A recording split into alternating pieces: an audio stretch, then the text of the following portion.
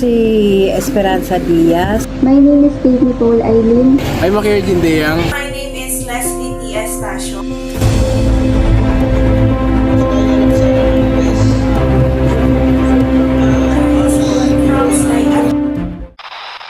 How can we support our farmers to improve agriculture and share pride in our country's heritage?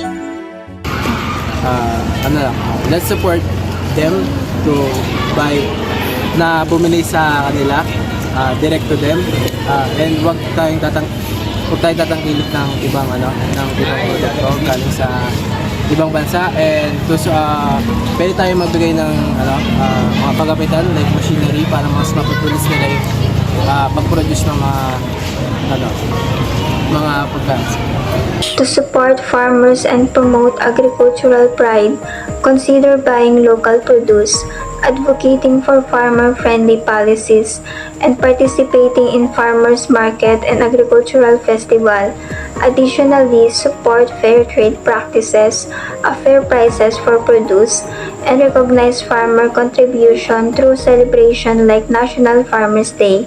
This effort fosters sustainability, rural development, and appreciation for the country's agricultural heritage. Suportahan natin ang ating mga magsasaka, tangkilikin natin ang ating sariling mga ani o kaya mga produkto. Kung kaya rin lang na wag nang bumili sa ibang bansa upang ang sarili nating salapi ay umiikot lang dito sa atin, ay wag nang bumili pa. Kung kaya rin lang na i-produce dito sa atin ang mga ani na hindi na kailangan bumili pa sa ibang bansa.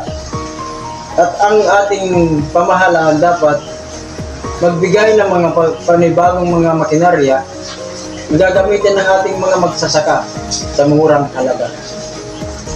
So how can we support the farmers in our everyday lives? So number one is we can support the farmers by providing or to access the modern technology right now. And of course, they need the fair markets in the rice or crops, everything what they need to do, and the financial assistance also of the government. Like for example, what we call abono, diba? While promoting a sustainable practices. Another thing also is